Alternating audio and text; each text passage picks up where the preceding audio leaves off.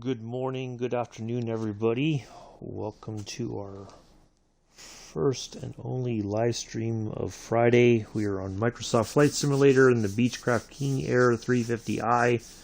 We are going to be doing this flight from Bilbao to Francisco Sa Carneiro, which is over in, not far from Portugal. Lisbon's, I think it's still in Portugal, but Bilbao's in Spain, so anyway, that's what we're going to do.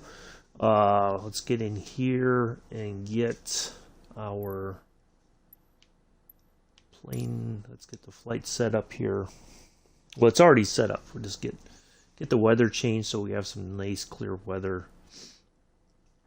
And we'll be in the air shortly. Hopefully everybody's doing well on a Friday.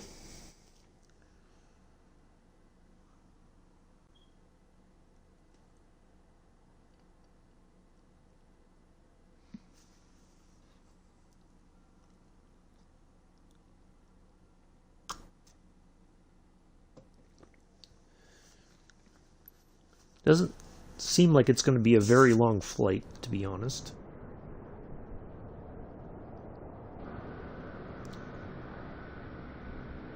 Oh, it wasn't even a point where we were taxiing and holding short. Normally, that's where they have us at.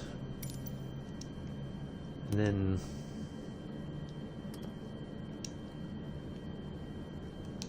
let's get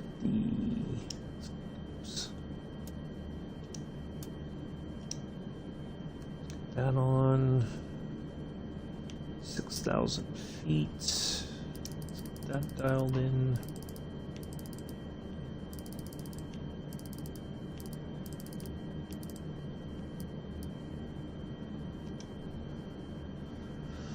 Okay.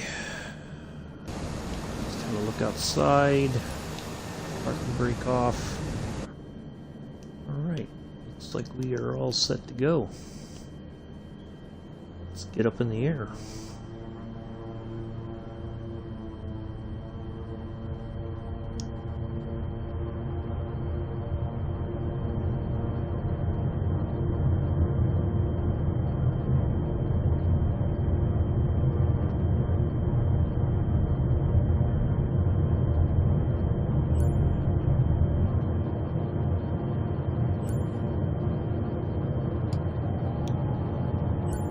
Away we go.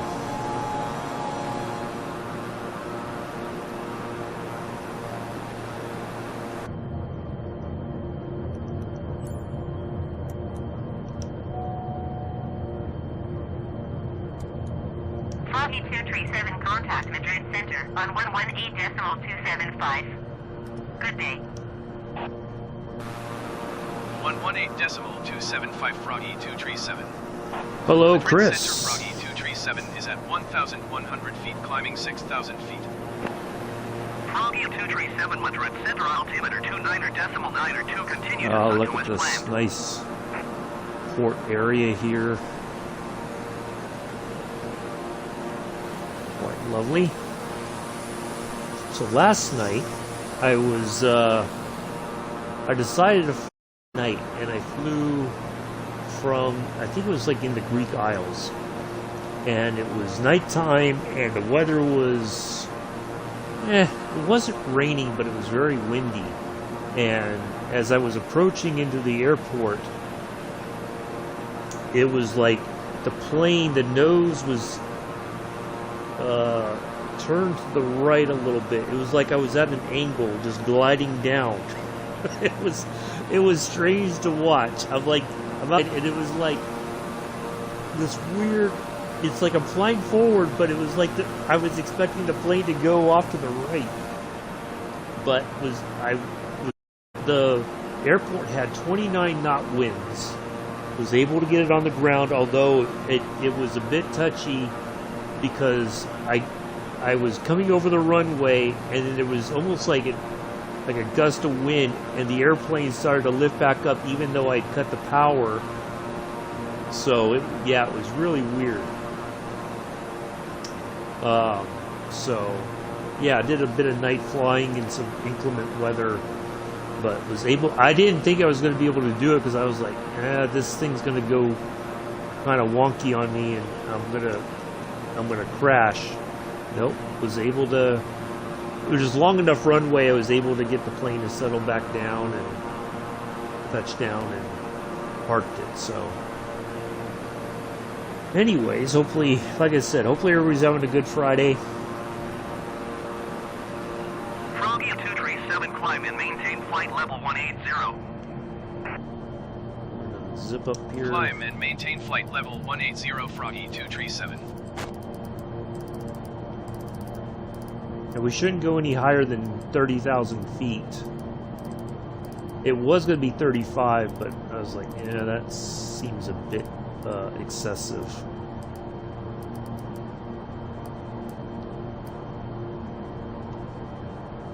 So,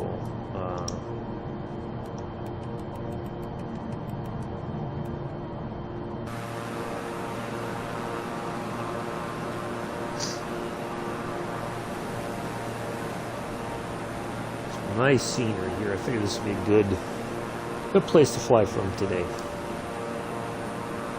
Yeah, it was, Chris. It was like as I was lining up, I'm like, oh crap! There's no way this thing is going to lock in and guide me into the airport. And sure enough, it was like it kept fidgeting the plane. You know, kind of kept adjusting, and then all of a sudden it was like this weird. I was coming in at an angle, which I think is what traditionally most pilots do when flying in heavy winds. You've got to come in at a, but it works. I don't know how aerodynamically. I couldn't even begin to think about how it all works out, but it did. And I was like, all right, there's no way with these winds I'm gonna come in, and either it's gonna push me right into the ground, or it's going to lift me way back up, and then it's going to be like I'm trying to fight with the wind. And nope, was able to do it. So got some evening time in for the working on those hours now on top of the 500. We just cracked not too long ago the 100 hours. So we're now trying to crack into the 500. That's going to take a bit of time to do for sure. So basically, the way I took off, if you missed the opening part, we take off. We're going to do this kind of wide circle around as we gain some altitude, and then eventually we're going to get up to our kind of like our cruising altitude, and then we'll be landing over there. So hopefully there'll be some nice scenery, a little bit of coastal stuff here, a little bit of mountain regions. So yeah, a couple things we're going to be working on next week aside from flying around Spain. We're going to do a aerial tour of Savannah. We're going to fly around there, and when we do Savannah, I got a little treat in store for you for Savannah. I'm not going to say what it is just yet, but we're going to have a little bit of fun in Savannah too after we do the aerial tour. So that's sometime next week. Tomorrow we'll be on Cane Creek in the morning. We'll do a freight service there, and then we'll do from this airport here. I think then tomorrow we'll fly down to Lisbon in Portugal, and we'll just kind of skirt along the coast of Spain a little bit. We may do an aerial tour of Barcelona, perhaps, since we did an aerial tour of Lloret de Mar the other day. Maybe we'll fly around Barcelona for a little while. Yeah, I'm not going to say what it is this time, but I've got a little treat planned for you guys for the Savannah flight. I think you'll like it. So, yeah. So yeah, tomorrow we'll fly down to Lisbon, and then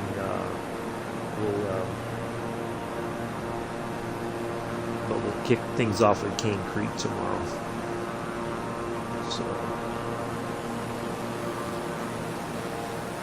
surprised Nick isn't here yet.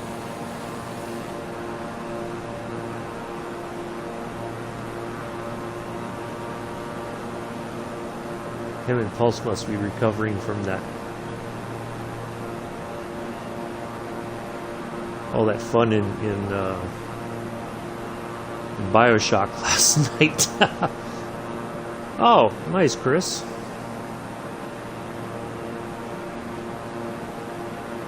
Hopefully it works out for you. Oh, Nick's going to be on tonight with the new FIFA. Looking forward to that. I think the career mode will be a little bit probably easier for him to deal with than the pro clubs by himself. Oh boy.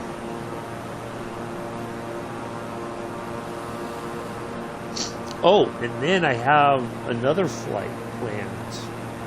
I've been kind of just thinking about some places. There's a couple flights. Well, there's one more flight coming next week that I think will be really fun as well. FIFA 22. I think it won't be so much a rant because, you know, it's just it's almost like the story mode, you know. I think he'll be okay with that. I don't think it'll be too bad. It's the multiplayer aspect of things that is problematic, I think. So yeah, we got a flight plan next week that I think will be really interesting. There's some stuff that I was kind of looking at and thought, oh, this might be pretty fun. So stay tuned for that. Yeah, lots of cool stuff coming up here in the flight simulator. All right, so we're almost past our point of we should make a right turn here eventually and start heading towards our destination there. Off in the distance, you see the marker way off yonder. Now watch, as soon as I get to 18,000 feet, that's when they're going to say go to 30.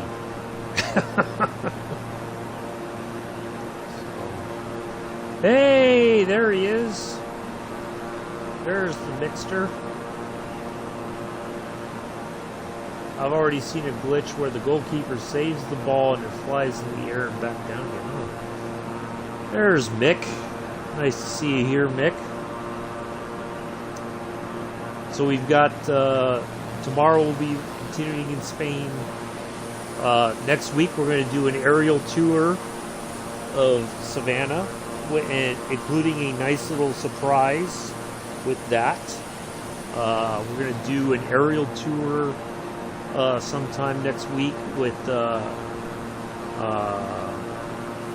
in Barcelona. We're just going to get in the Cessna 152 and just take off and just kind of cruise around the city of Barcelona, just take in the sights and all that while we're here in Spain. Oh, that's right, we're going to go this way, and then we're going to turn right. We got to turn left before we turn right. Climb and maintain flight level 300. See? I knew it. Climb and maintain flight level 300, Froggy 237. I was right. As soon as you get close, they're like, oh, go ahead and continue climbing. Alright, that should be as high as we go. Flight rate 488, contact Brest Center on 123.75. Good day. I did do a tester on the game. The keepers are behaving themselves. 123.75 for flight rate 488. So tomorrow you guys are on the ATS again. Hopefully a real long distance drive this time with the get you guys some serious money, but I think you're going to take a loss because the AI in the game isn't going to let you make any money if they can help it.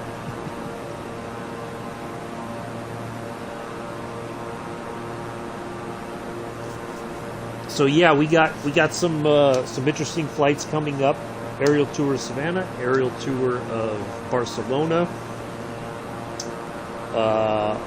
Tomorrow we'll fly from our destination today, Francisco Sa Carneiro.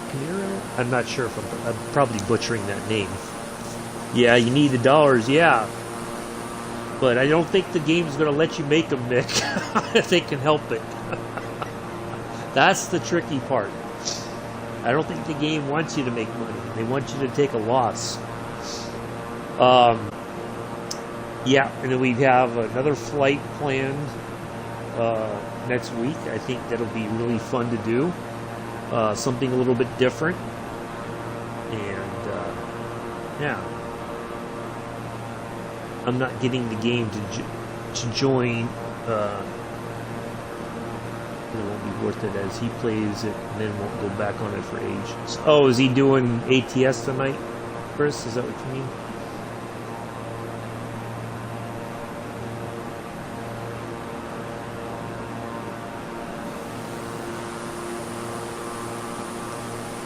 Jason is.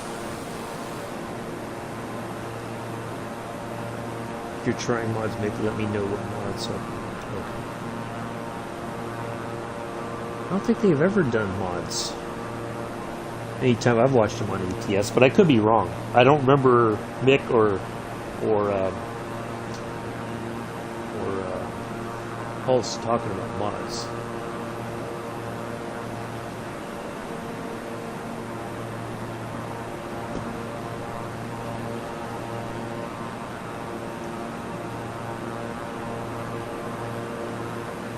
I wonder if Pither's head exploded yet after earlier today when he was in the chat on Joe's stream with.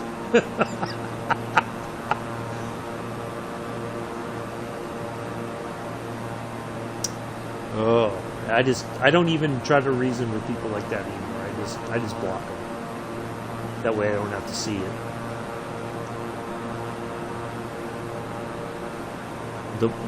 I've come to believe, and not that I want to block people, but blocking is the block button is your friend sometimes. I should turn off the landing lights. It's a little chilly up here today.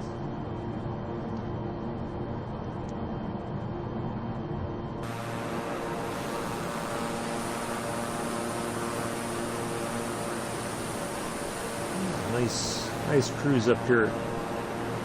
We're making our way to 30,000. Oh yeah. And it's not worth the 27, 30, or whatever it is for a few hours. Yeah. Oh, I thought we would have turned back already, but I guess we got to go out a little bit farther, and then we'll make our turn back. Yeah, he was getting a little... the last thing I heard before I had to go run to the grocery store this morning was when Joe said, "Feathers be nice." I was like, oh boy. I didn't even read what he wrote in the chat. I just was like, my phone was off and I was getting ready to go, and I had to go back in and stop the video feed. Yeah, he was. Yeah, I don't even entertain trying to deal with people like that anymore. Because you can't. There's just no. You can't. They're not reasonable. I'm sorry to say. But audit trucks are cool, and I think you'd be able to add money on a job. Oh.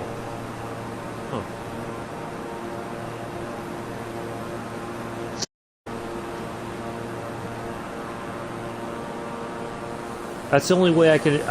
I'm sorry to say it, but that's the only way I can enjoy the stream now. Is I just start blocking people. They come in with the crazy questions.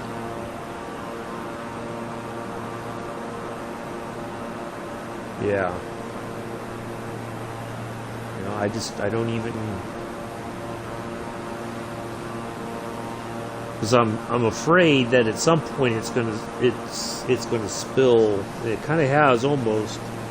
Luckily, it's calmed down, but I don't want it to spill over into my stream, for instance.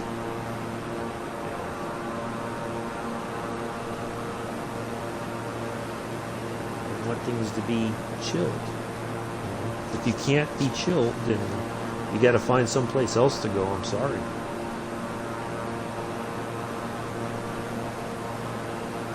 But anyways, so yeah, we got some exciting things planned for next week for flying. Really looking forward to it. I think everybody will get a kick out of it. And, yeah, it's going to be good stuff. And,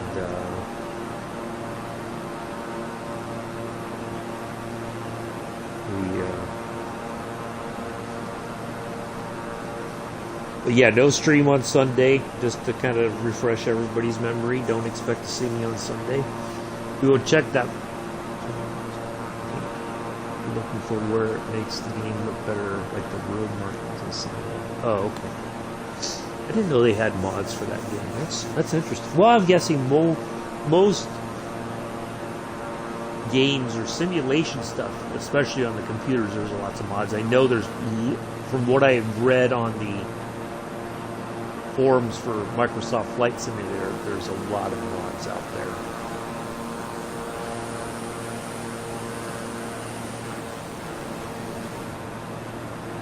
And that seems to be, most people feel like that's where a lot of the problems lie. When the game isn't working, if they're not blaming the Xbox players, they're blaming the mods. That, you know, okay, go back and delete all these mods and see if that solves the problem. And if it's not that, then they're like, oh yeah, it's those crappy Xbox players.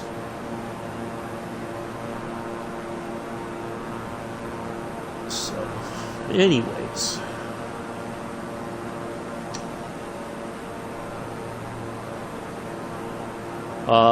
Next week on Wednesday, before I forget, there will be a train sim stream, but there will not be a there won't be a flight sim stream on Wednesday the 6th. I have an appointment that morning, so I will have to have time to leave for the appointment and all that. So that's the plan for coming up. But we're gonna fit some good flying in.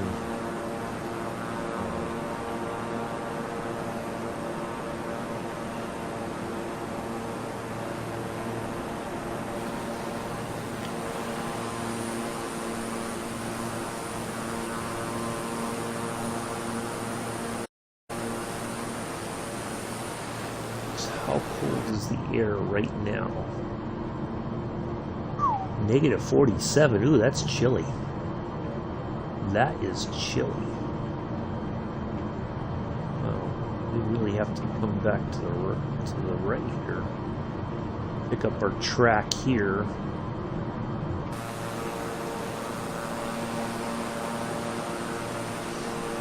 So yeah, Mick, I was saying earlier when we started the stream, you might have missed it, but I did a flight to Nikos. I think it's one of the Greek Isles. Landed in 29 knot winds. The plane came at this weird. The nose was to the right, the tail was to the left, but it was like I was floating at this weird angle towards the runway. Had a little gust of wind once I got over the runway, but was able to put it on the ground and safely and taxi to the parking spot and shut it down. But yeah, I didn't turn off the weather. I did a nice.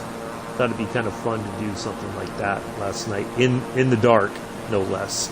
So I should have streamed it, but I was like, I think everybody was already asleep, so. Yeah, it was fun. Good time. What I saw when they told me when I was coming up to, I contacted the tower or approach. I was a little bit, because when they said winds at, you know, they gave the direction and then the how much, and I was like, oh crap, this could go very wrong. I was like, well, let me give it a try. And, you know, luckily they did update me along the way when the pressure changed, so I was able to change my barometric pressure, you know, on this dial and the one down here. So my altitude was correct. Because at one point they were like, you're 3,000 feet below your assigned or 300 feet below your assigned altitude. Altimeter is 30.00. And I was like, no, I was just like, oh, thank God that's over. Because I thought for sure, I'm like, oh, this is going to end in disaster. I'm going to end up just hitting the runway and just bam, you know, plane flip over or some crazy stuff. So, but no, I flew in this and it worked out really well. It was a nice flight. I got a picture, a screenshot. It was dark and you could see the clouds behind me with the city lights just, you know, kind of lighting up the clouds. It was a pretty cool picture, so I couldn't pass up the opportunity for that. But yeah, we got to get back on track here. We're way off, but that's okay. We got time. Yeah, it was I just wanted to get some night flying in. And I'm going to try to do that every afternoon or evening. Just try to find a place to fly from and try to fly in the live weather. Whatever's going on, just do it. Just get some hours, nighttime hours in. So, yeah, that's the plan.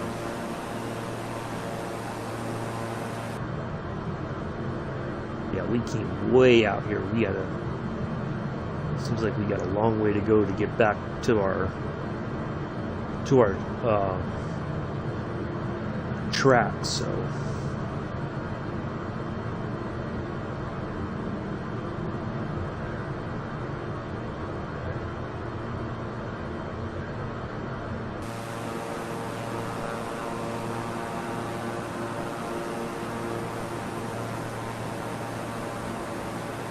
Should track left here at the moment just to get back on.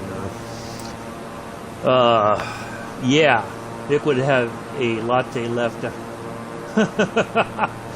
Yeah, it would. It was a bit bumpy. Like taking off, it was like this weird. I couldn't find a departure track where I could go straight out for a little bit and climb, and then start turning one way or the other. It was like take off and then bam. Turn left. And so I was able to do it, but then the bad part was the airport I took off from is by some hills. So I was like, oh crap. It looked like at first I was not going to clear those hills, and I got over those, and then it was like the climb kind of stalled out a little bit, but then once I got over the hills, then the plane started climbing again, and I was like, all right, well, at least we got that part resolved. And I was able to manage the descent. I called in the request the decrease along the way, and then, you know, got the RNAV, and then bam, it was good to go. So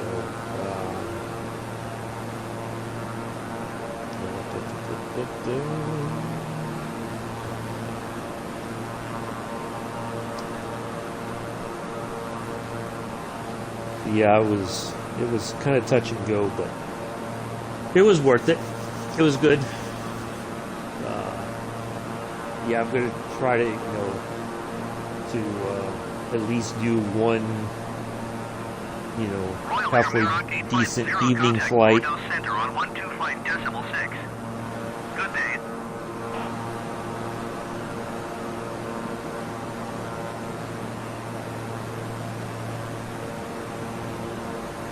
125.6 Royal Air Merrock 850.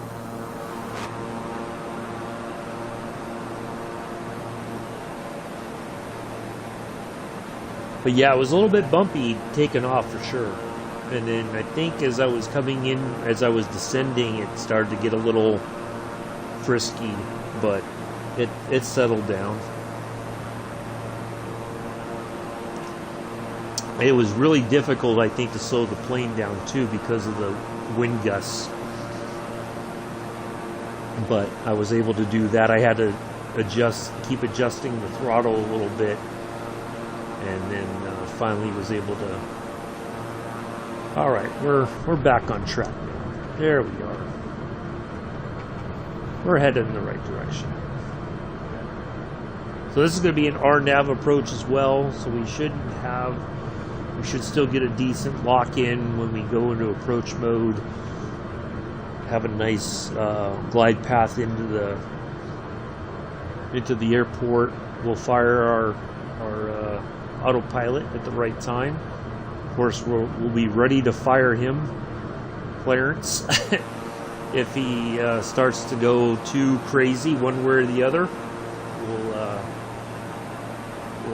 We'll give him the pink slip and we'll put it on the ground ourselves.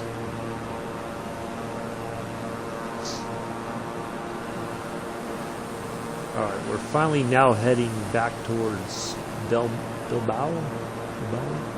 Not sure. I'm probably butchering these names. I'm sorry. No offense to anybody who speaks Spanish. Do the best I can. So, anywho, what else we got going on?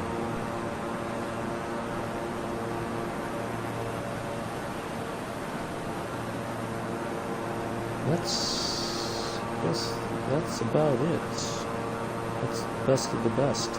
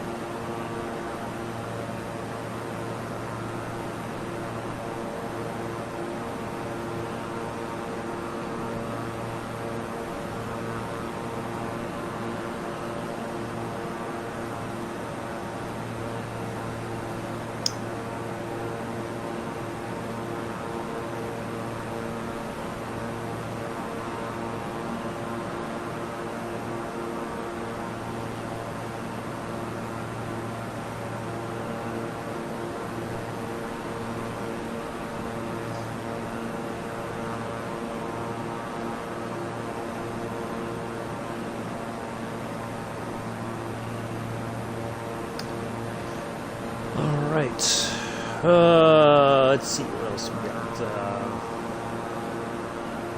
Should get my tattoo design tonight. 370, you are 57 miles northeast. Yeah, hopefully it goes well. Maintain 5,000 feet. Expect vectors visual runway 22 approach.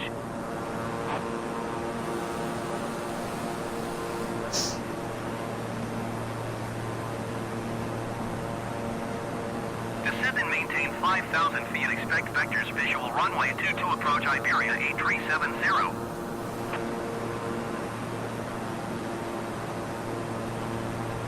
I have a dead leg with it.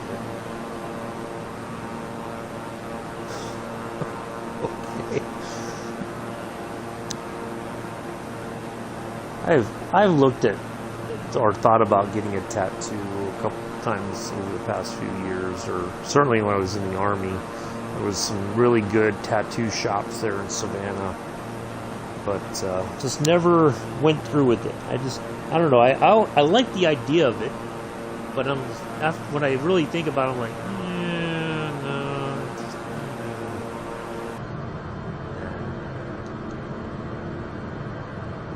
no.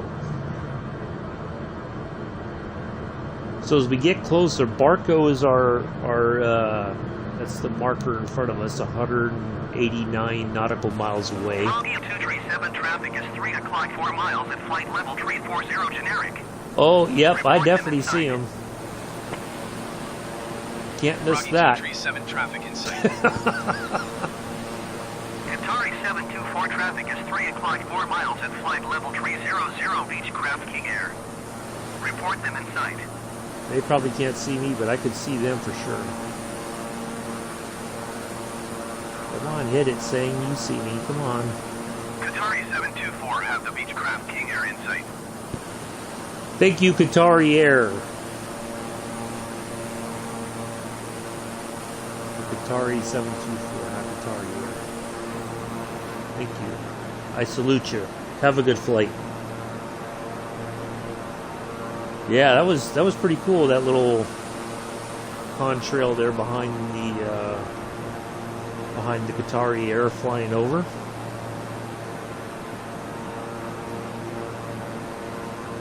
Well, yeah, I've known plenty of people in the military, Chris, that they did both, and I've never been, like I like the artistry behind it. Like I really think that's like the coolest thing, that people can take something and put it on somebody's skin. But as far as me actually doing it, I don't think I ever would. But the same thing with piercings. I don't think I'd ever get a piercing. That's just not my nature. But yeah, it was pretty cool. You got the little sliver of the moon there. Got the sun up high here.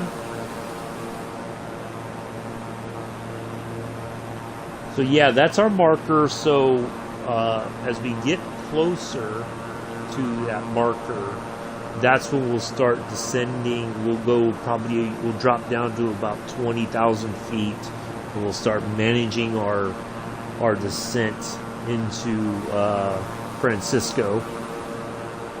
And yeah, it should be a nice scenery as we come into that airport there.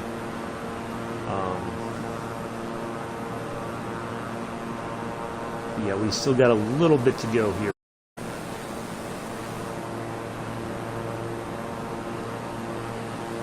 So yeah, it's a really nice scenery here in Spain, and eventually we'll go into Portugal.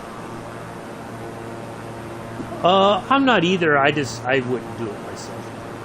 But I understand some people, that's their thing, just like the tattoos. And hey, that's what you want to do. That's on you. I'm not gonna. Yes, I saw that just before we started, Nick. It was up in the 200s, and I got 8 now on the Spitfire short.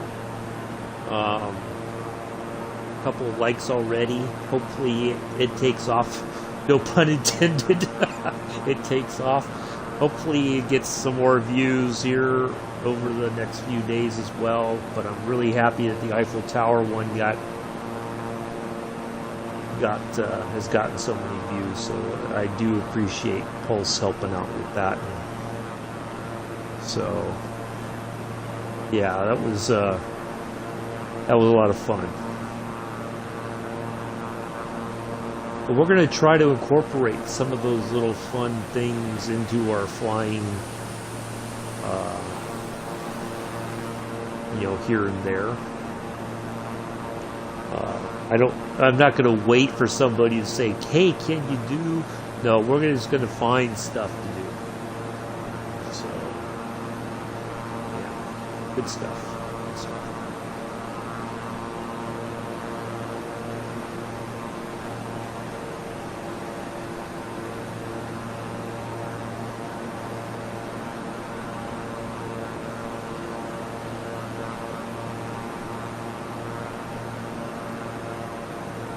Just chipping away at this distance between us and the Marco marker. Yeah, and I did post a link to the Spitfire flight on Facebook, just to see if anybody, a few people may have watched it, but not.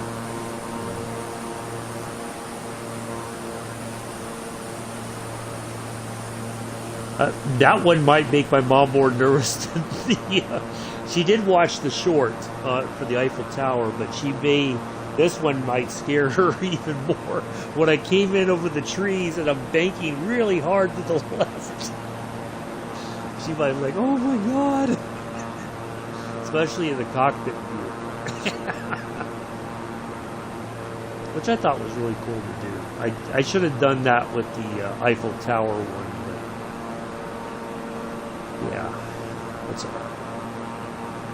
Iberia Maybe we'll go 837 back. contact Victoria, approach on 118.45. Good day. Toodaloo, Iberia 8370. 118.45 for Iberia 8370.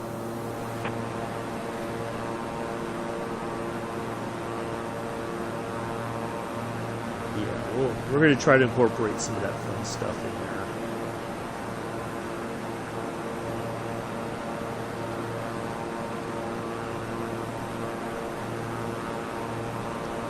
Into our flying. So.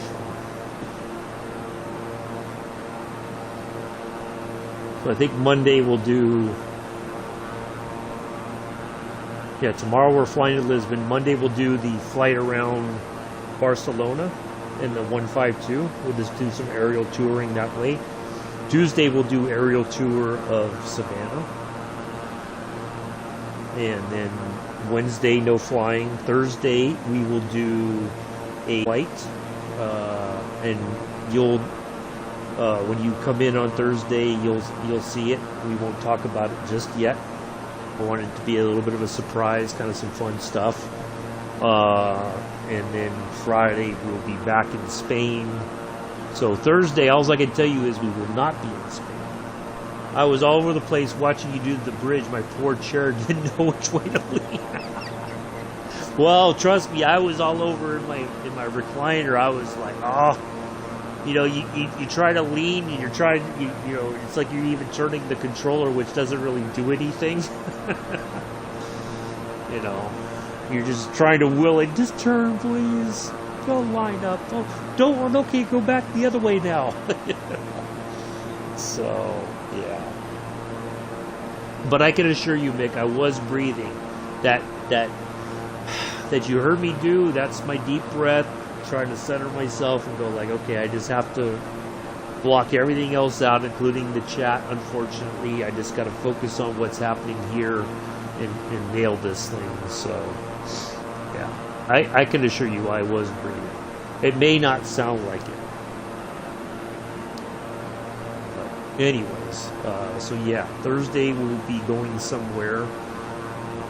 It'll be a nice surprise, I think. It'll be a fun flight. And then Friday we'll be back in Spain, continuing and flying around Spain, trying to catch some of the scenery and whatnot. We won't always be doing these sunny flights. I want to be able to fly in the inclement weather and work through whatever problems we may encounter with that inclement weather. You know, last night, luckily, they did keep me updated on the altimeter so that I could adjust that as needed, which helps, you know, make sure that we're at the right altitude and all that kind of stuff. So that helped out immensely. So something may have been fixed, I don't know. Whatever it was, it worked.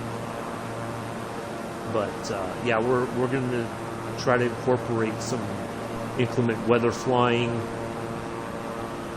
in some of these flights. And I think Thursday for that flight, that's what we're going to do, just to kind of make things a little bit more interesting and prove that we can do it, that we can fly and land in inclement weather.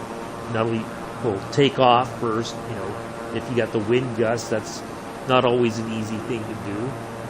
But to actually, you know, do all that. But for the aerial tourism stuff, we will have some nice weather so we can enjoy the scenery. But for pretty soon for the point-to-point flights like this, we're not going to always have the sunny stuff. We're going to let the weather be what it is. And just to add a touch of drama to the situation. We may also do some nighttime flying. We may find a place it's dark, and we'll fly from one place to another. And if it's inclement weather, all the more better. We can't always have it be perfect in the game. I think that's a bit unreasonable. So yeah, we're gonna start incorporating all that stuff. Still see the coast there. Oh, I was hoping that there would have been a route that would have taken us closer to the coast, but there wasn't. But this is, I think, good. We can still see a bit of it out there in the distance, but we have these nice coastal mountains, I guess, kind of thing. They're not right on the coast, but you know, nice view nonetheless.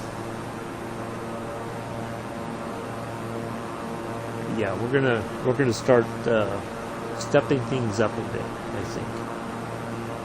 In the military, we have what they call the crawl, walk, run phase. You crawl, if you're learning something new, that's the crawl phase. You're just getting used to, you're running through it at a slow pace, just to know where everything is supposed to go, and what you're supposed to do, what's your part in the process, and then you start walking.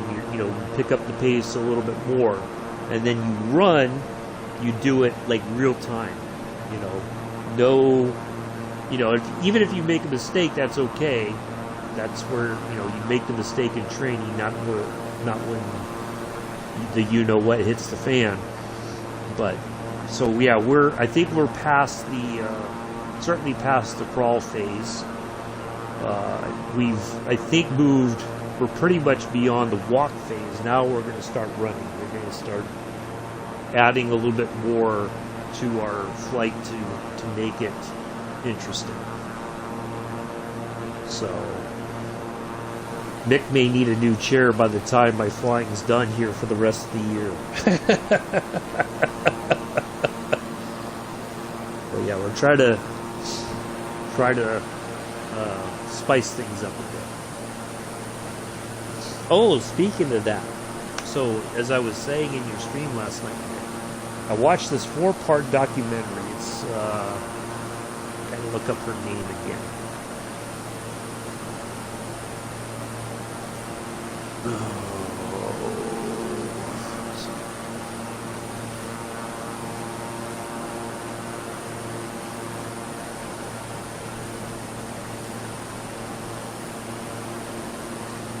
So this woman, she wrote this book called Fat, Salt, Acid, Heat by Salman Nasrat. Her family is originally from Iran. They immigrated to the United States. She was born and raised in San Diego. And so the documentary basically was, she talked about those 4 different things with cooking. And it's not, you can watch all of it in one evening.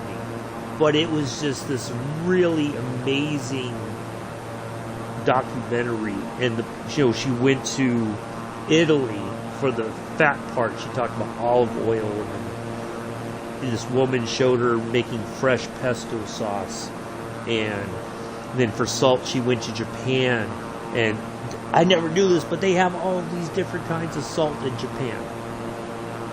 And then for the acid part, she went to Mexico, because they use a lot of like lemon, lime, this sour orange thing with their cooking.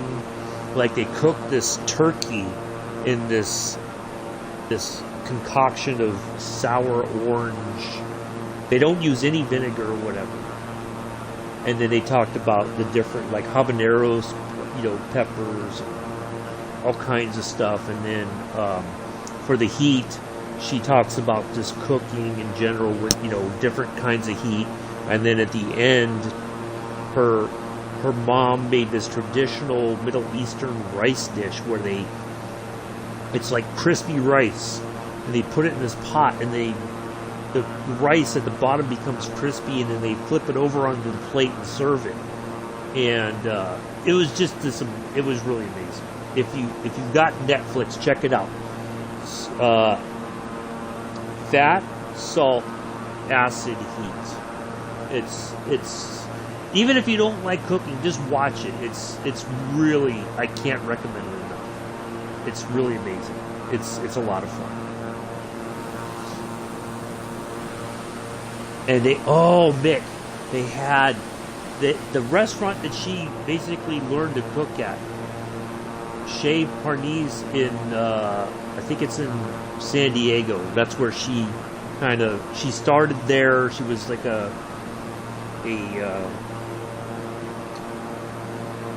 bussing the tables, and then worked her way up into the kitchen and learned to cook and everything. Oh, they had this fire pit. They built a fire in this oven, and then they put the rack over the logs, and they evened out the logs, and they had these nice cuts of steak.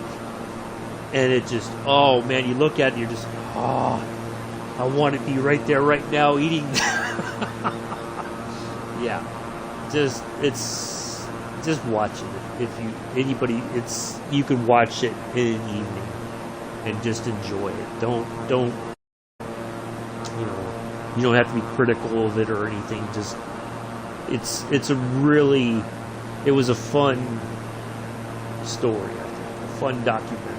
And to have her mom there, and she travels and she speaks different languages. She speaks fluent Spanish, I guess. She speaks fluent Italian. Absolutely amazing. But do check it out. I can't recommend. And of course, they do have the illustrated cookbook. Some people like it, some people don't. But just watch the documentary and just enjoy it. It's pretty cool.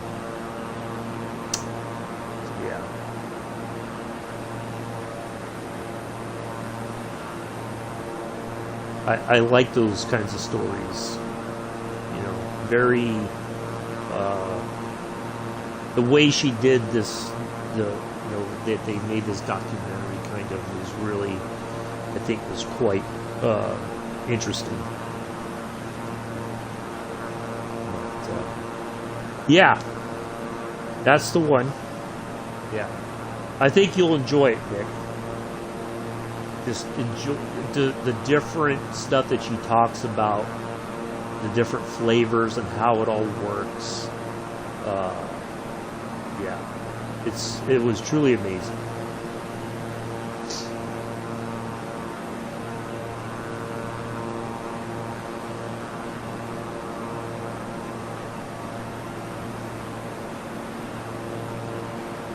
So yeah, I do recommend that. And then I watched another one that I watched that was really good, that I heard about it because Adam Sandler does a lot of movies now. He has his production company does things exclusively on Netflix because that way he has more control over how he wants the movie to be made and whatnot.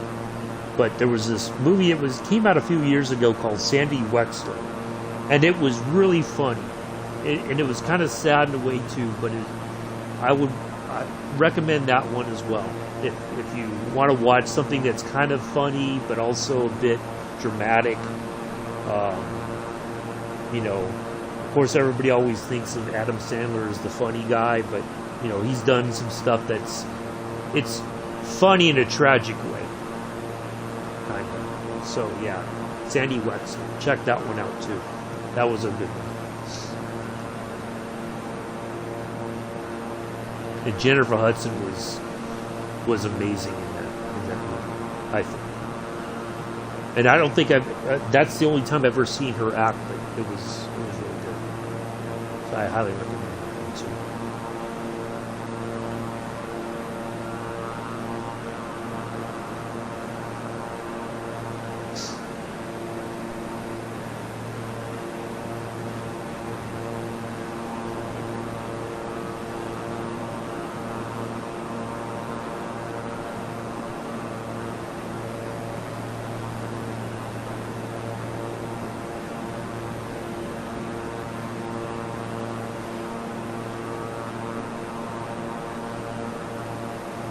Well, I do appreciate everybody coming in and hanging out this morning or afternoon, depending on where you are in the world. Nice to see everybody here. We got a few viewers. People kind of cruising in and out, I guess, just checking out, seeing what's going on.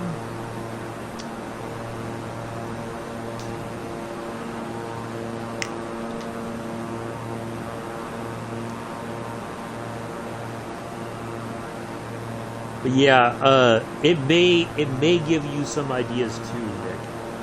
As far as, you know, I know you like to cook and, you know, it's things that you could do.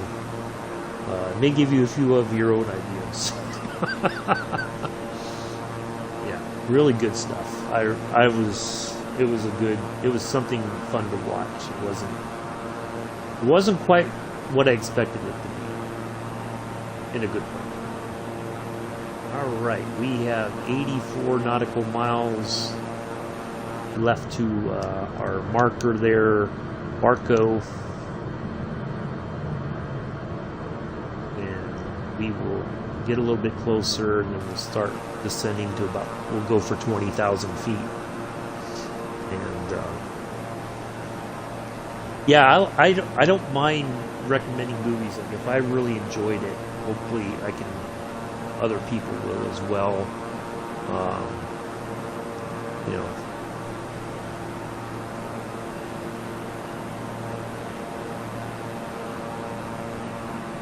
sometimes I'll give something on my recommended list to go, and you know, if within the first like 15 or 20 minutes of it, if I'm not like engaged in any way, then I'm just like, yeah, I can't sit through this whole thing. So,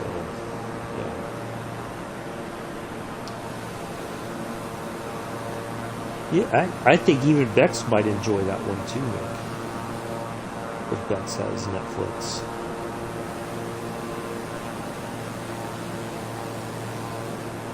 I know Bex isn't here at the moment, but certainly, I would even recommend it to her. I don't know if Pulse would sit through the whole thing. I think once they got to the pesto part, Pulse would be like, yeah, I'm done. Yeah.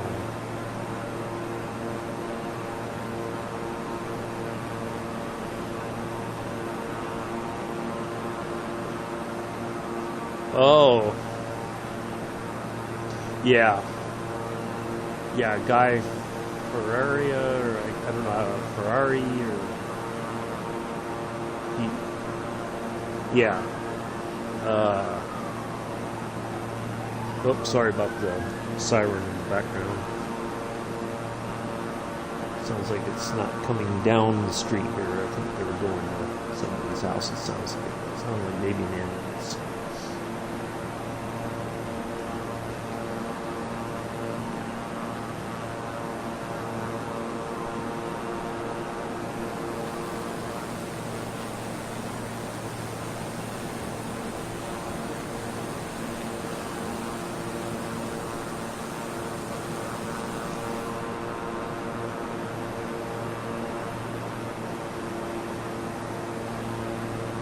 But I got my stuff for dinner tonight. The potato and the pork loin. Yep, that's gonna be good tonight. I'm gonna chop up the potato and throw it in the pan with the garlic butter and just brown up those potatoes that way, while the pork loin's in the oven. Yeah, it's gonna be good. It's gonna be real good. Yeah, pulled pork. Yeah, there's a place in San Antonio. I don't know if I've got the picture somewhere, I think, but it was it's kind of a local spot for pulled pork sandwiches. You know, there's lots of regions that have that can claim. Certainly, a lot of Texas is one of them. some of the other southern states have their own take on pulled pork. Yeah, that's a pretty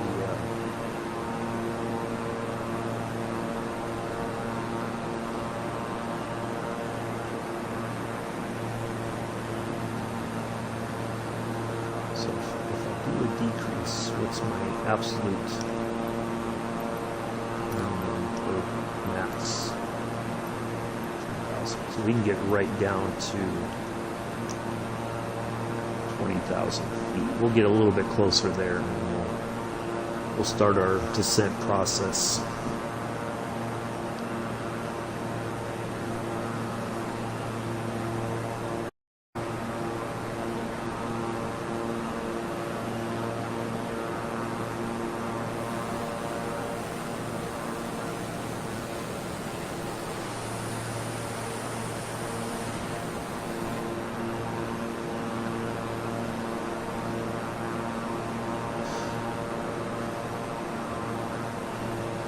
Yeah, I do like a lot of different. That's one of the things I am thankful for, is I had the opportunity to try a lot of different food over my life, and some of it is local cuisine. Like when I was in Panama for 2 weeks, I don't know what it was. I can't remember what it was called, but it was this amazing. It had like. It was like a beef burrito, but it wasn't a burrito, like a traditional burrito. It was just something else, but it was so good. And I'm thankful that I got that opportunity to try something like that. Because most people, they just stick with what they know, and they won't really branch out and try different things.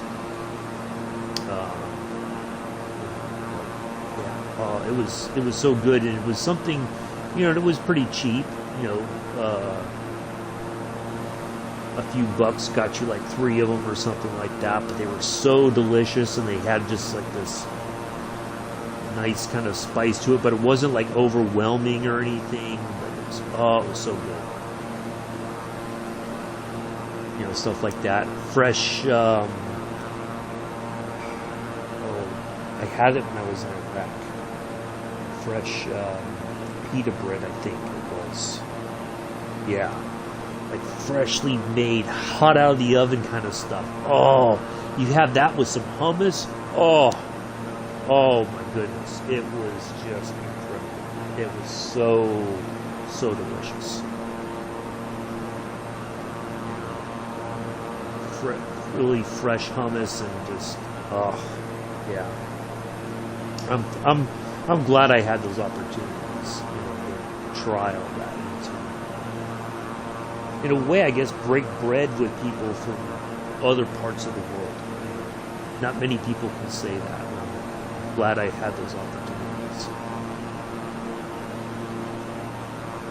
All right, let's start our Madrid Center, descent. Froggy 237. Request flight level 200. Froggy 237, descend and maintain flight level 200. Descend and maintain flight level 200, Froggy 237.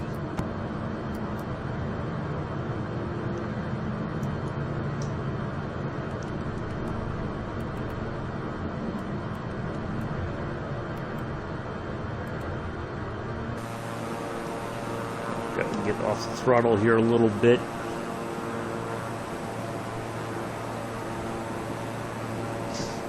Yeah, because that 2 weeks went by very quick. We were busy a lot. Of course, you get a meal ready to eat for your lunch.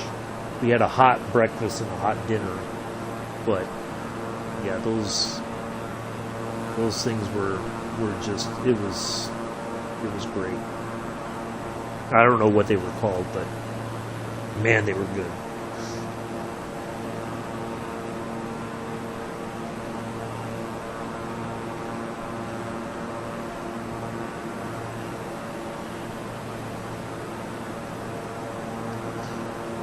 Yeah, I'm just chuckling to myself, thinking how my mom still to this day, if I got her on the phone during the stream and said, "Hey, is there any good sushi restaurants open where you live?" She'd be like, "No, we don't go to places like that. Oh, no, I can't believe you eat that stuff." She would do like the vegetarian rolls if the ones that have no like fish in them. She still to this day believe that I eat sushi, so yeah, I'm glad I love food and I like trying different stuff sometimes, unless I'm just like, yeah, that's way too strange for me to think about, or ugh, nope.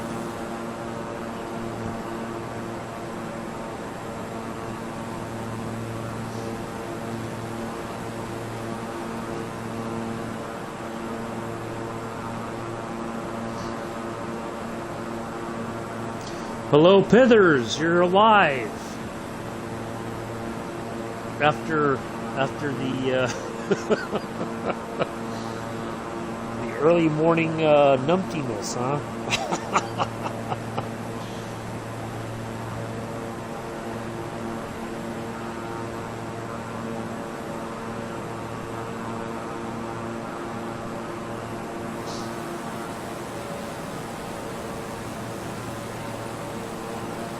Now, if Chris is here, I'm sure he'll comment as well.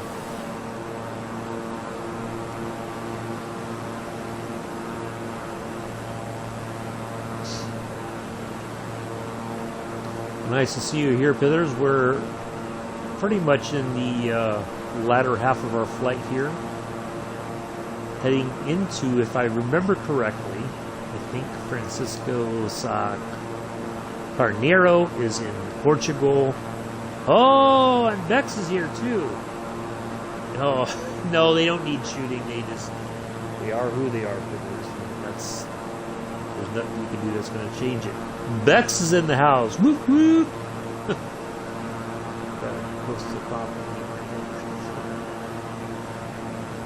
Welcome, Bex.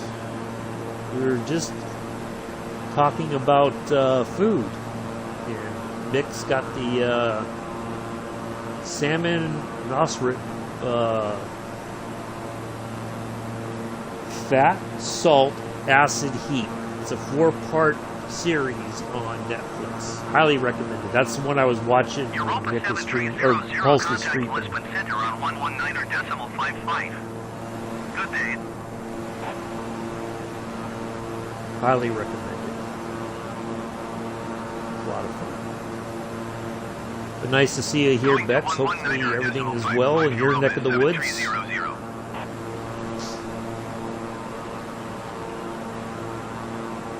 We are plugging along here. We're going to get down to about 20,000 feet. And then we're going to start managing our descent over there to our destination airport.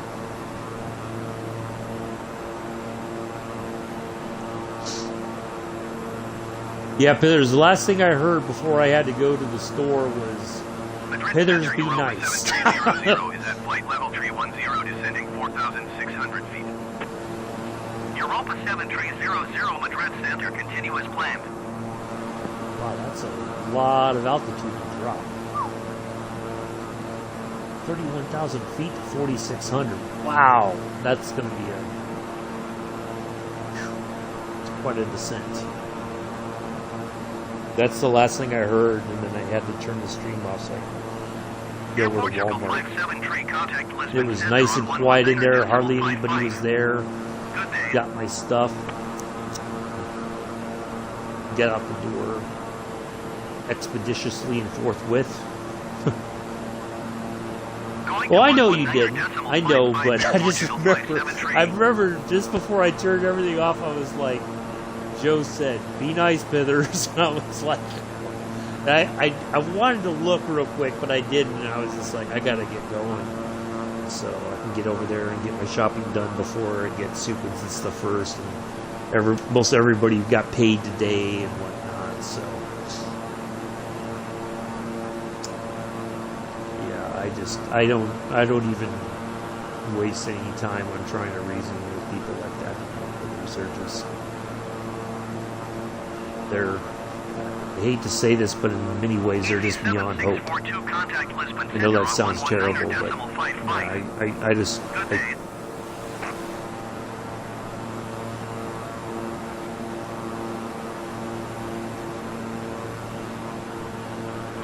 But anyways...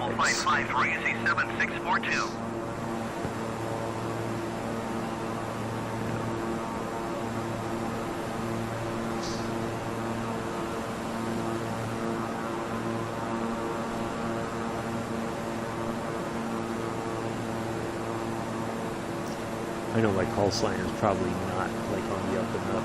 I think a lot of people just make up something funny just to have a bit of a laugh.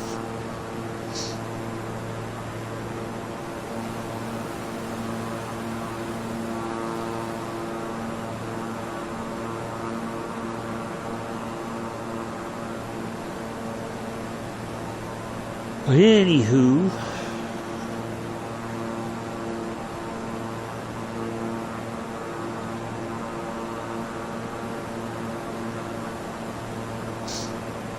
yeah, and unfortunately, Feathers, people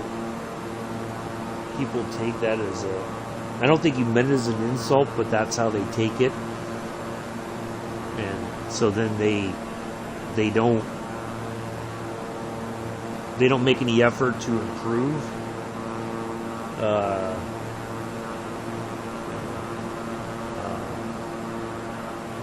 Shanghai 9057, contact Lisbon Center on 119.55. Good day.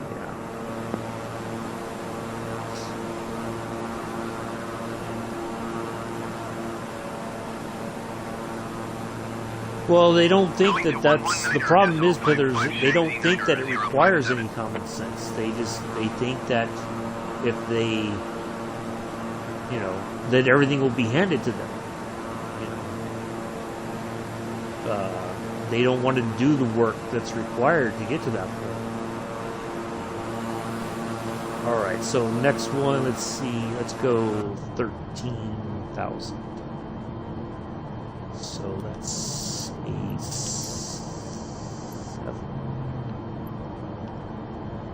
Madrid Center, Froggy 237. Here we go. Request 13,000 feet. Froggy 237, descend and maintain 13,000 feet. Descend and maintain 13,000 feet, Froggy 237.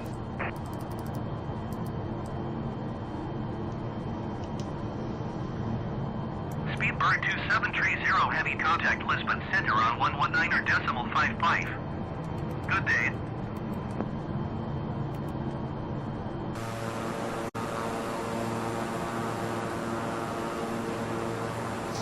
Going to 119.55 Speedbird. Yeah, a lot of them just, and I saw it, in school too. A lot of the students just don't want to do the work. They show up for discussions unprepared and then expect that somebody's going to have done the work that they can just kind of, Going to 119.55 Ryanair take 1084. something out of that, and they don't have to do anything. And then you have the over-prepared students who don't want anybody to say anything. They want to do all the work.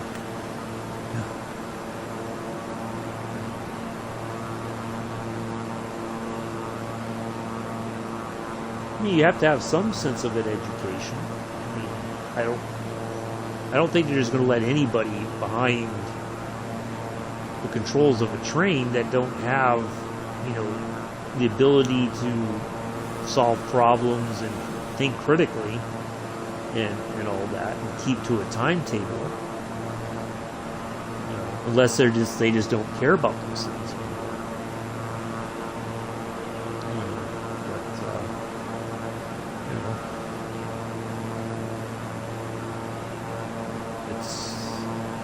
unfortunately the state of the world we live in, and it's not just one place or another. It's all over for the most part. Students don't want to do the hard work. They don't want to do the homework. You know, look at, what was it? Somebody was in there. They were supposed to be homeschooled, and instead of doing their homeschool homework or working on their lessons, they ignore it, and they'd rather watch Joe because that's the easier thing to do.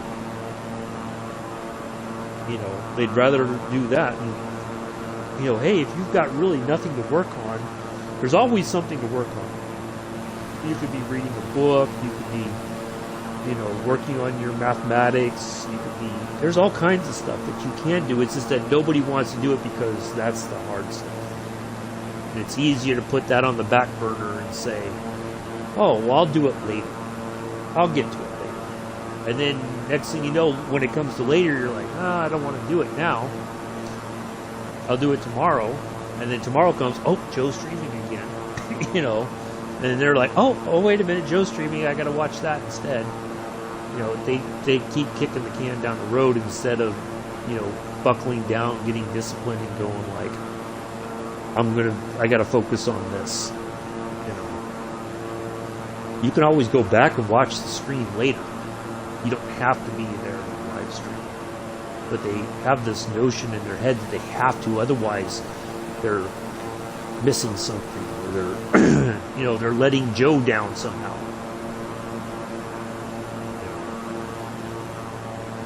But I don't know. I just noticed there's a whole slew of new people in there, which is good that he's got a lot of attention and people are interested in what content he's creating.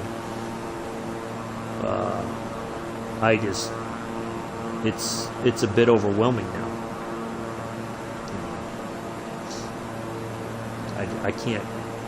Sometimes I can watch for a little while and then it's like, okay, I can't watch anymore because the chat is just, you know, I can hit the block button so many times.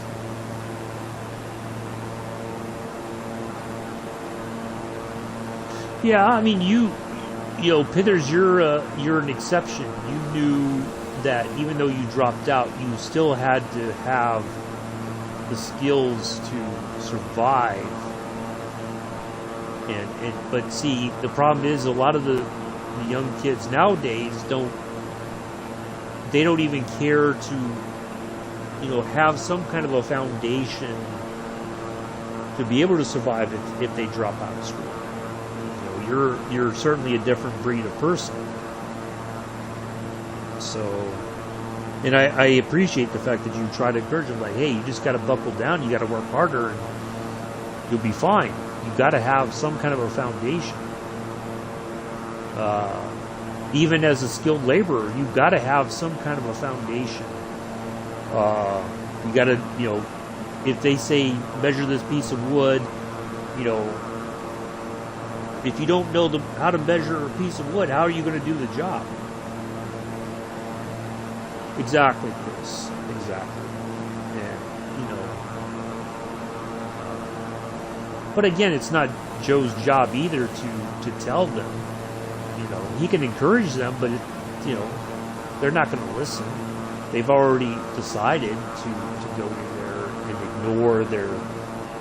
If they're being homeschooled, for instance, or they're doing a hybrid, they'd rather watch, you know, that instead of you know,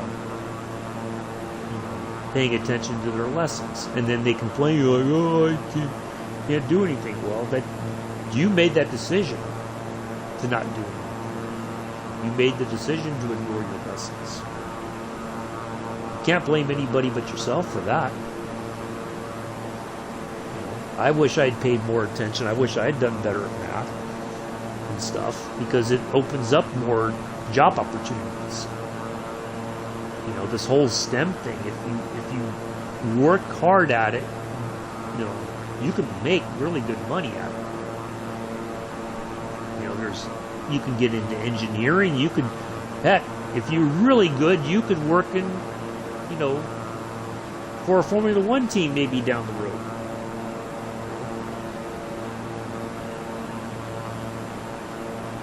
Yeah, exactly. Exactly. And like I said, I appreciate the fact that you are trying to tell them, hey, I made this mistake. Don't be like me. Do what you need to do to get your education sorted. Because a lot of people don't see it that way. They think that, oh, well, if he can do it, I can do it. But you worked hard at it. You overcame things, and but they don't even want to do that. It seems that's the sad part, I think.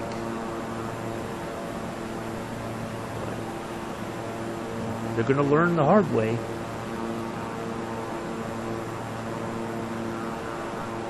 Yeah, I mean, I can see that too, Chris, but it's not his responsibility to, that's, he's there to be entertaining and whatnot. I don't think Amanda would let him slack off too much. I think she truly loves Joe and cares about him, and if he started slacking off too much, I think she would give him an earful.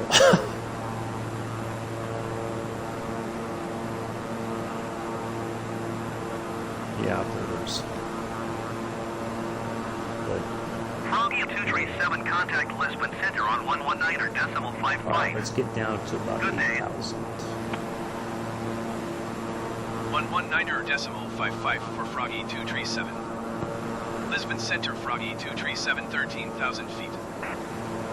Froggy 237, Lisbon Center, altimeter 29.9 to continue to maneuver as planned.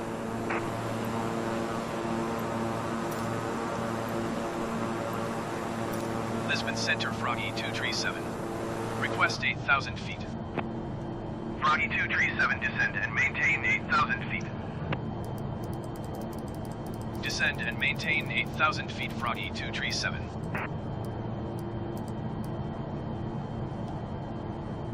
I mean, if I could go back in time, I think I would certainly work a lot harder at mathematics and,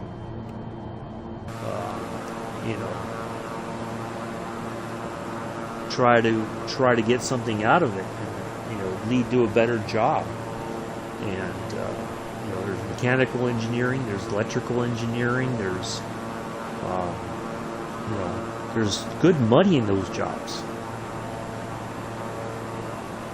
And I didn't, I told myself, oh, well,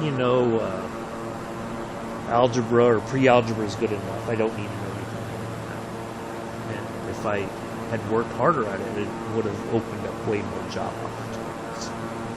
You can dream all you want, but if you're not willing to do the hard work to realize that dream, you made that decision, nobody else. You can't blame it on anybody else. That's not fair. That's not how it works. If you're not willing to do the hard work, well, that's really on you. But if you're like, I got this dream, I want to do this, I want to be an engineer, and I want to work for McLaren one day. Well, if that's what you want to do, put that on your board, and that's your goal, do it. Don't let anybody stop you. Don't let anything stop you.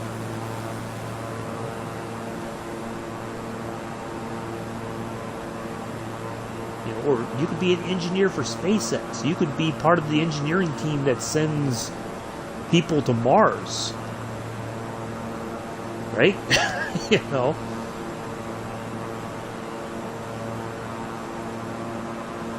And people like Mick and I can sit here and watch it on YouTube all unfold.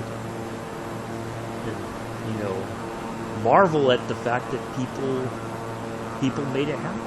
Because they saw that dream, they believed in what Elon Musk is doing, and they said, I want to be a part of it.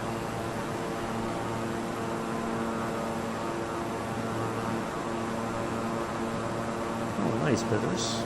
Hey, if you've got goals, don't let anything stand in the way of that. If you want to drive a 28-ton lorry, by all means, drive it.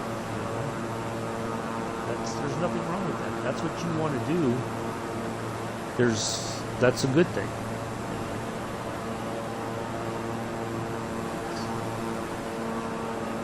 I just like to be, I don't want to be famous, I want to be infamous. I want to be more than famous, I want to be infamous on YouTube.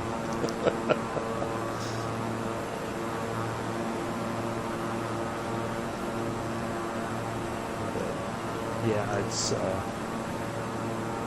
I think part of it too is, you know, Joe's still young and he's still got his whole future ahead of him. And right now he's going through school and trying to spend time with Amanda and all of that, you know. But I think he's got a good head on his shoulders. And I don't think Amanda's going to let him get away with a lot of crap, as it were. Hopefully he doesn't. Hopefully I think she's got good business sense, and you know, I think she really, like I said, I sense a lot of times, like when she tells him to sit up straight and all that, I know she loves him. I think that's very evident. That's a good thing. So I don't think she's going to allow him to slack off too much. I think she sees promise in Joe. That he's got a good future ahead of him. Whatever that may be that he's going to do. Got to get to class 2 first and get a couple years. Oh. I didn't know that, folks. Interesting.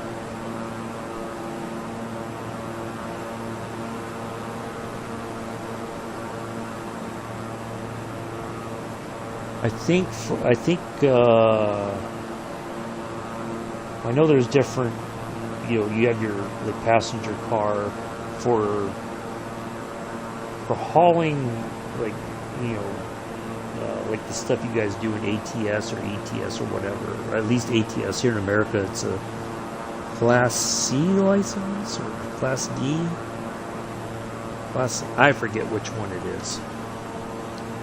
But there's schools that you could go to that will teach you all that stuff, and then they'll help you prepare for the written and driving exam. And then once you get licensed, you know, you may go to work for the company for a while to pay off the fee, or that they helped you get your license. You get that experience, and then you can branch out from there. Most people save up money sometimes and buy their own truck, and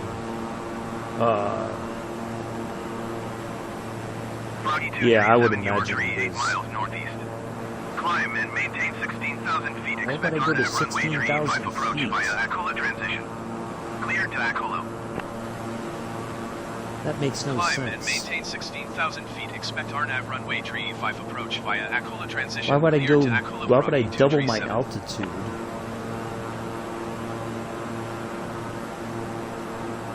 Okay, yeah, I'm not gonna try climbing. We're well above the hills here. There's nothing in our way, so we're gonna stay right here, and we're gonna descend to 4,000 feet here shortly.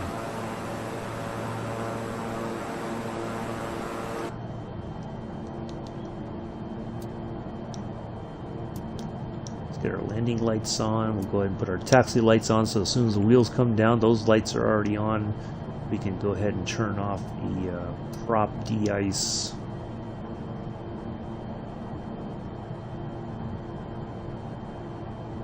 Lisbon Center KLM 171 is passing flight level 220, descending 4,000 feet. KLM 171 Lisbon Center, below as planned. Froggy 237, please expedite your climb 16,000 feet. I feel like I'm being set up here for a go-around. Ugh.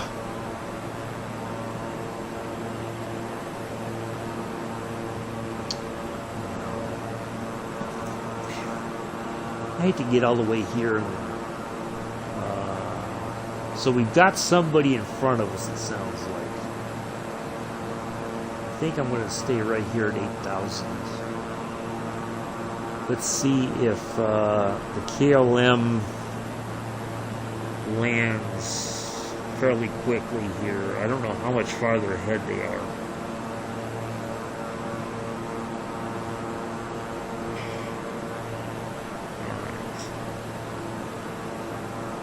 Froggy 237, please expedite your climb 16,000 feet. All right, you know what? We're going to do it. I'm not going to sit here and try to understand why. I'm guessing the KLM flight in front of us is a jet, and they want us at 16,000 in order to keep us out of that jet wash.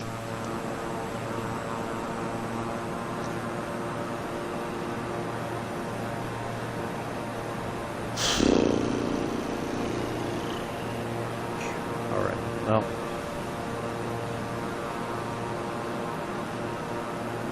Now watch, I'm going to get to about 9 or 10,000 feet, and they're going to go descend and maintain 4,000 feet.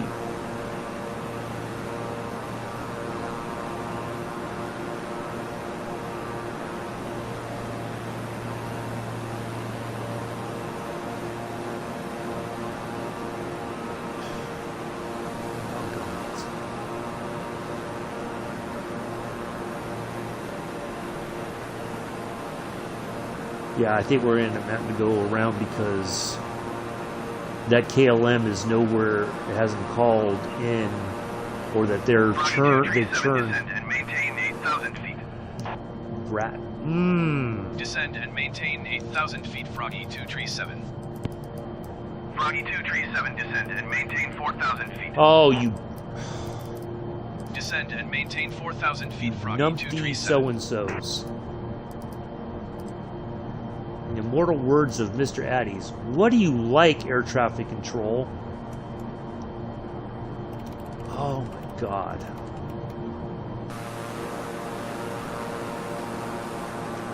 What are you even like? God bless it. See?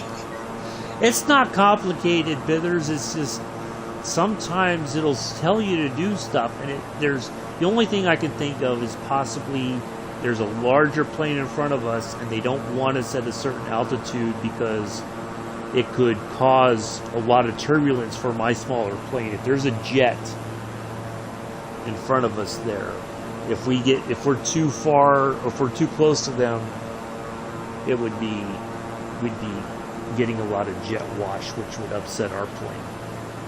So I think that's what's happened. So now I have to be concerned that we're going to get we're going to end up having to go around because KLM has to land, and I think there's only one runway there. So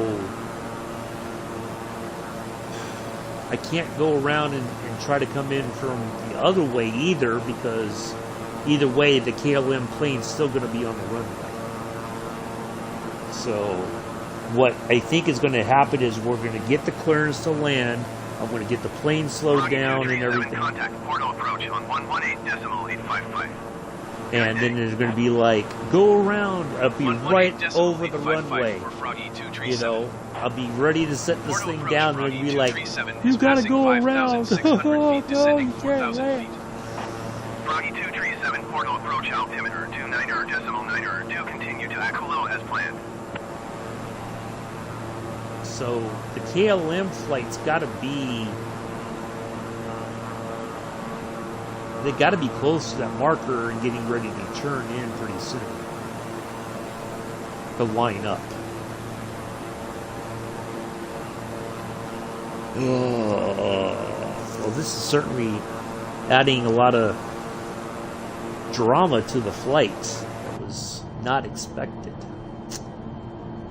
So the way we're supposed to come in is we're going to come around, we're going to fly straight, and then we're going to turn right, and then we're going to line up for the landing.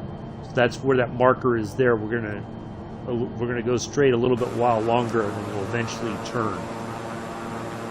for our lineup. Well, at least we got a little bit better scenery.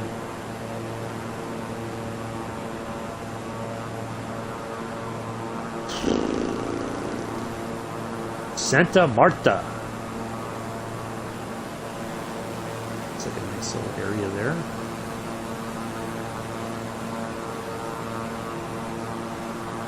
Port of approach KLM 171 is passing 11,000 feet, descending 4,000 feet. Oh, they're way high too. KLM Oh crap! This is gonna. Port of approach altimeter 29.9 continue to Aquilo as planned. Oh my God! This is gonna turn into a poop show, I think. Unfortunately. Ryanair Flight 466 exit runway when able. Oh, they got another. Oh lordy.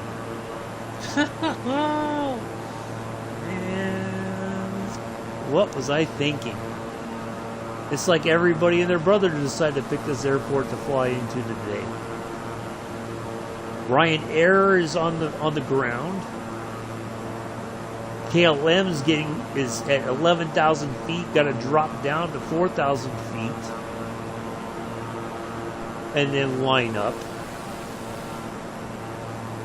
Ryanair Flight 466 turn next taxiway. Ryanair, get off the runway so KLM can line up and get on the ground and get off the runway expeditiously and forthwith. Oh, Lord. KLM 1713, you are 14 miles east of Porto. Okay. Contact Porto Tower on 118.8. So they're on the lineup, so we might be okay. We still got 17-something nautical miles. Tower on 118.855 KLM. Nick, I need a stiff drink. Ryanair Flight 466 exit runway when able. Oh, Ryanair, get off the runway. Get Porto Tower off. KLM 1713 3 miles east and bound for DME runway 35 approach. KLM 1713 Porto Tower. Altimeter 29.9 2 and 273 at 3. Cleared VOR DME runway 35 approach.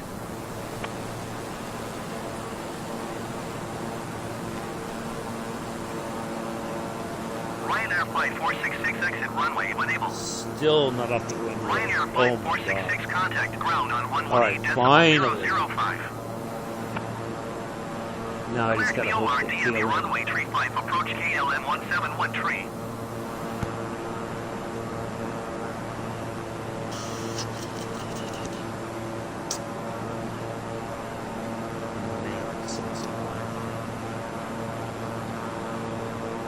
Rio Mau. Oh, that looks like a nice little riverside village. I'm not sure what that river is. It looks nice. I wonder if there's any good fishing in that river.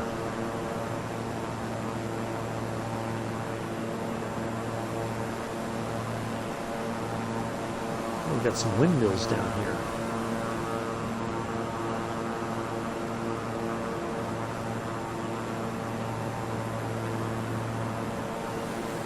Alright, KLM. So we'll know he's on the ground as soon as they say to exit the runway when able. We've got to be pretty close.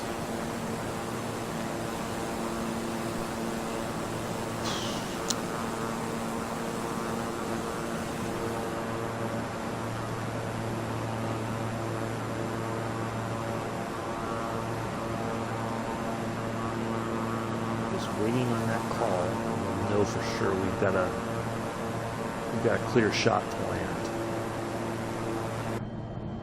So yeah, we should be making. We're going to go out here just a little bit more still, I think, and then we're going to make that turn for our marker there, Aquilo.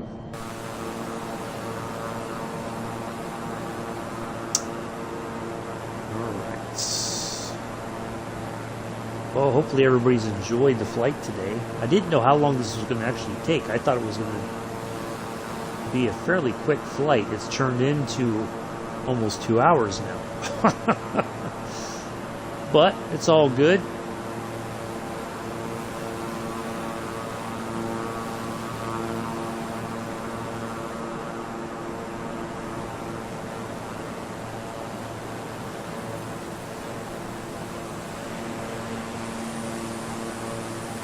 Froggy 237, contact Lisbon Center on 119.55. Why do we have to contact Lisbon Center? 119.55 Froggy 237. Lisbon Center, Froggy 237, 4,000 feet.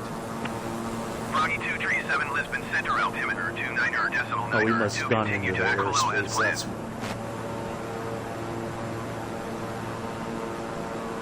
That's all right. Here we go.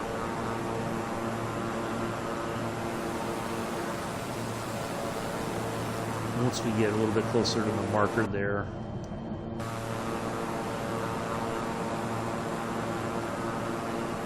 Back out there. We're going to go ahead and get our gear down. Why haven't we heard from? Oh, you know what? I know why. All right, let's go ahead and start slowing down here a little bit. We're not on the same freak as Porto approach.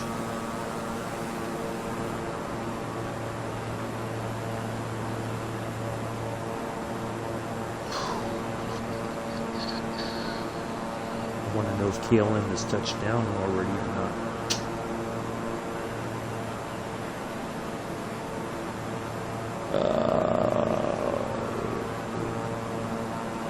I feel like I'm flying blind here now, even though it's a sunny day. Froggy 237, descend and maintain 3,000. Descend and maintain 3,000 feet, Froggy 237.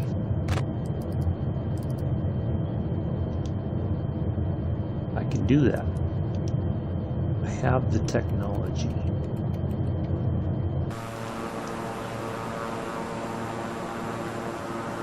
Froggy 237, contact Porto approach on 118.855.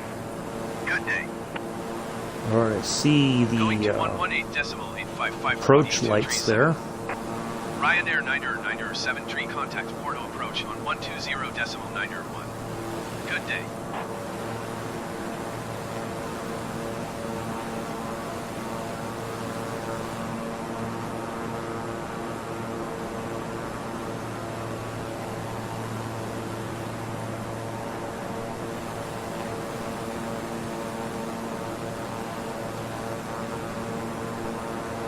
I heard something about Ryanair.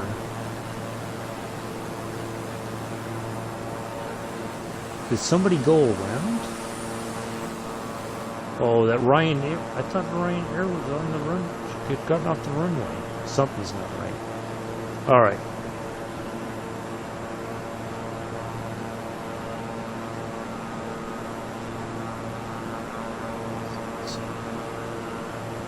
Oh.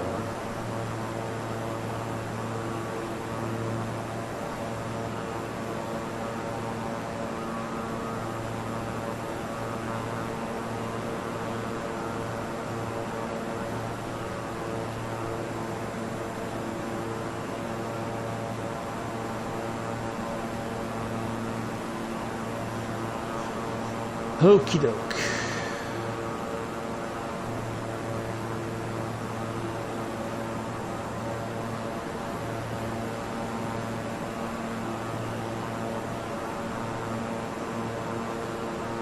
Well, from approach, I think we should go to the tower for when we're on final. So coming up here at any moment now, we should get another frequency change, I think.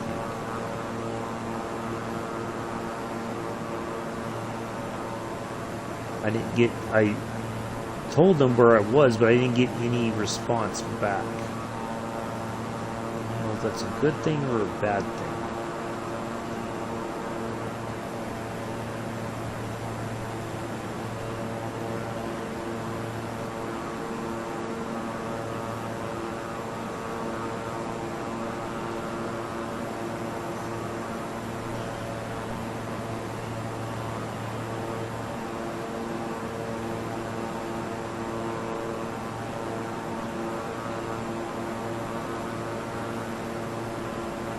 We should go to Porto Tower, I think, here in a moment.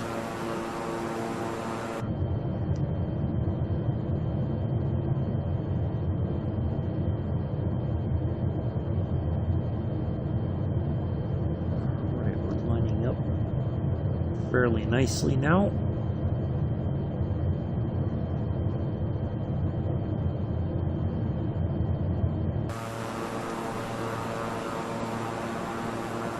Nice scenery here.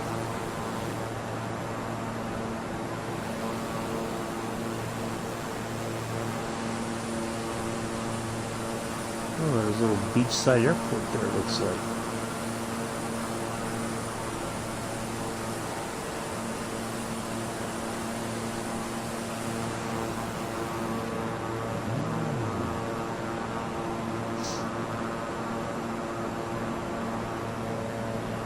Tower on 118.855 Froggy 237.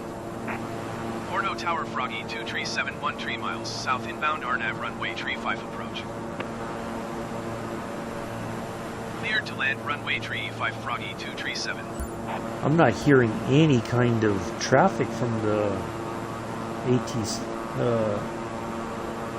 It's like it went crazy. Like I'm not hearing any kind of transmission now.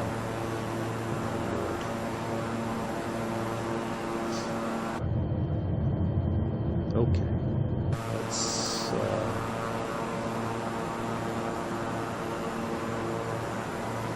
down just a smidge more.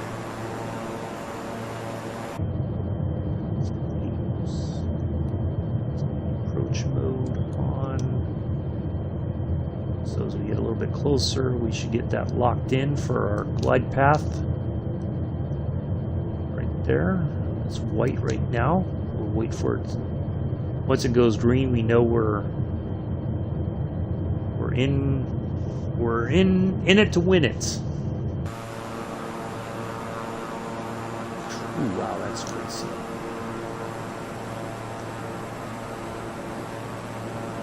That's a little too slow.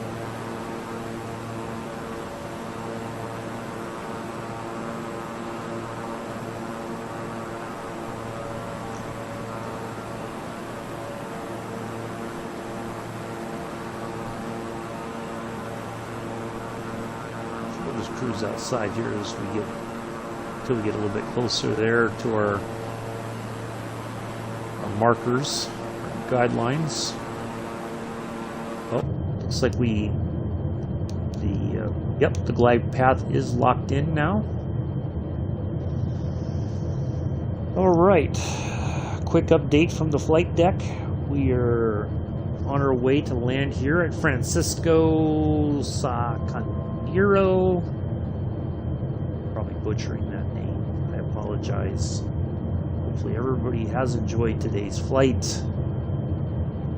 We know you have other options when it comes to your flying, streaming, watching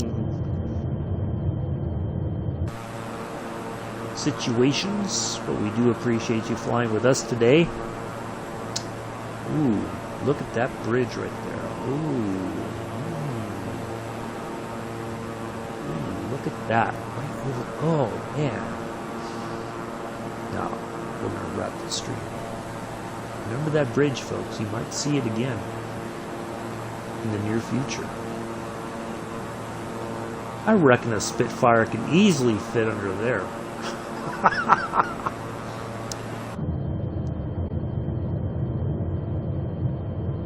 So come back tomorrow. We'll be continuing this flight from here to Lisbon. But first we will be on Cane Creek in the morning. Do a nice freight service there. The beautiful desert, Utah desert.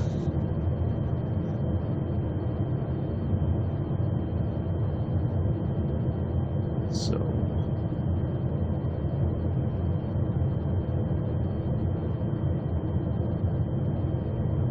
we do appreciate you coming in and hanging out with us today.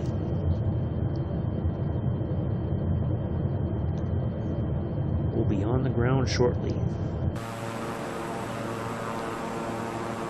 I gotta adjust the throttle again because we're going a little too fast again. Ooh, I see a soccer pitch down there. It's a nice looking stadium. Looks like. Look at that. That looks pretty That looks pretty sweet.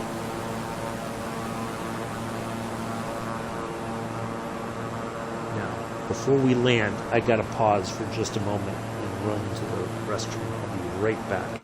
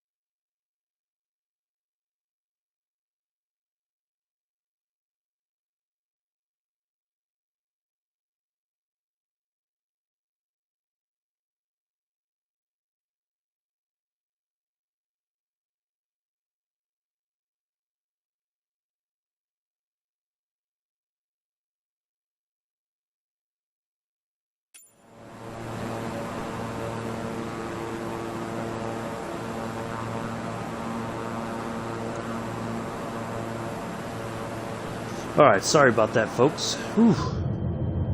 Had some coffee this morning. Ooh, boy.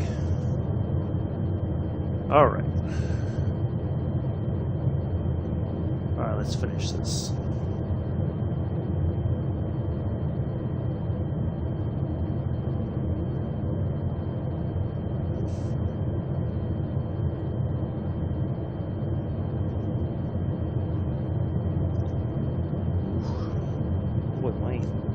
Coffee is rude.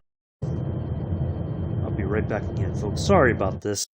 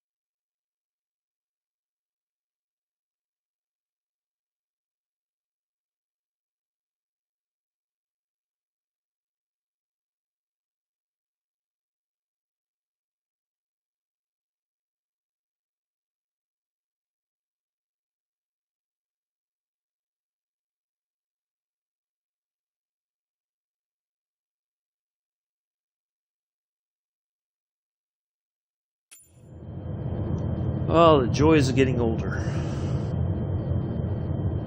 Ooh. Alright, let's land this. 500.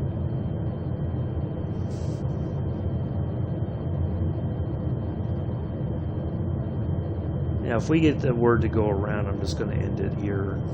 It'll be what it is. So, oh boy.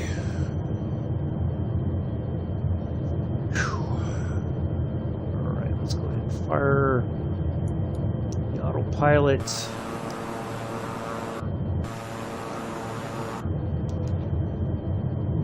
boy. A little bit low, or a little bit short of the runway there.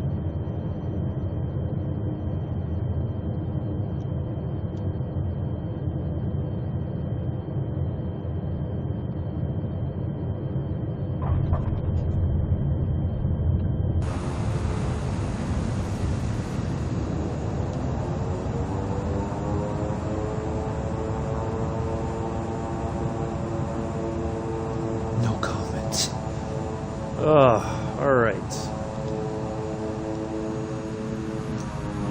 Thanks, Chris.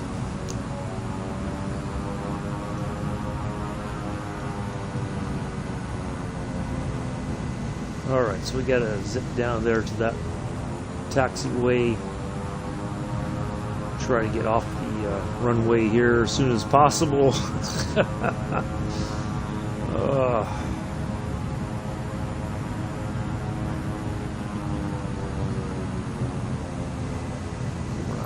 Anybody else that's on approach.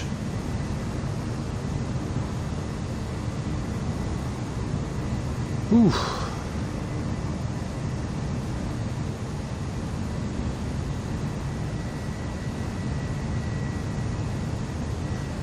Anyways, hopefully everybody's enjoyed this flight. Like I said, took a little bit longer than expected. Of course, the quick trips to the bathroom didn't help. But it is what it is.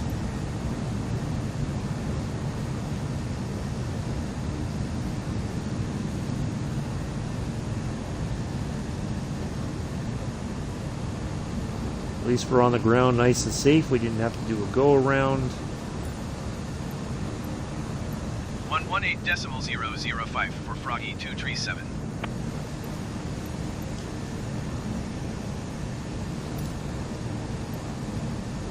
Porto ground, Froggy 237, request taxi to parking. Taxiing to general aviation parking via taxiway Bravo Froggy 237.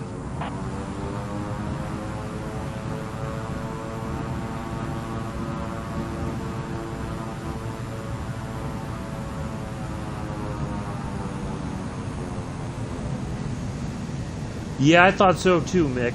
I thought so too. So at least we didn't have to worry about that. I thought for sure, because we didn't hear anything what happened to that KLM flight. That's somebody else taxiing in front of us?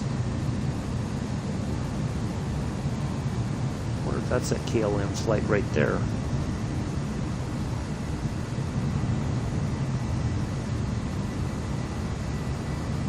Come on, dude, you gotta get a move on.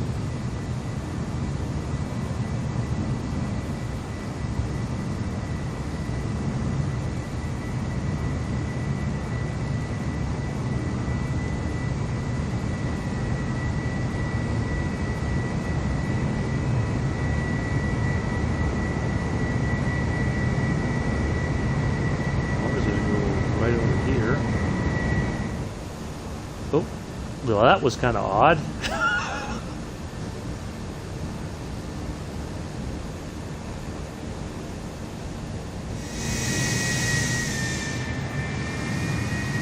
And it's back again. Strange.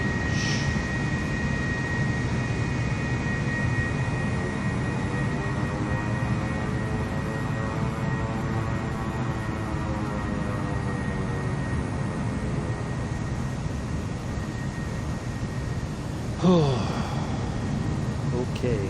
I don't know what that was all about, but okay.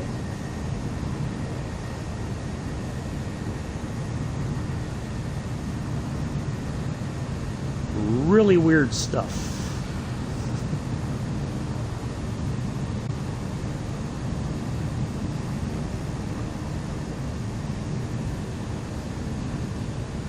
Johnny Carson would say. Alright, well, we're going to pull this in here. I'm going to wrap this thing up.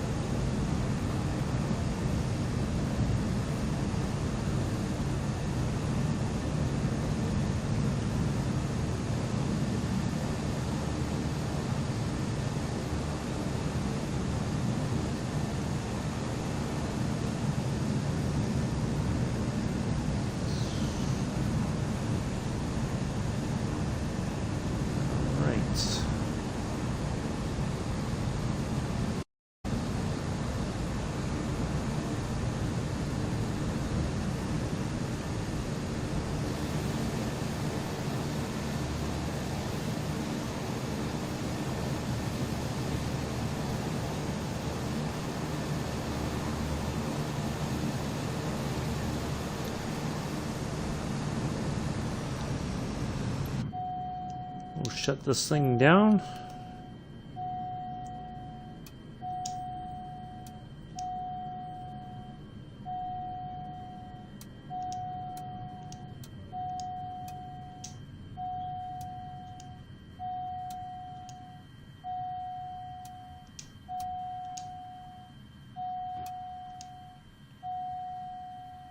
Oral warning, okay.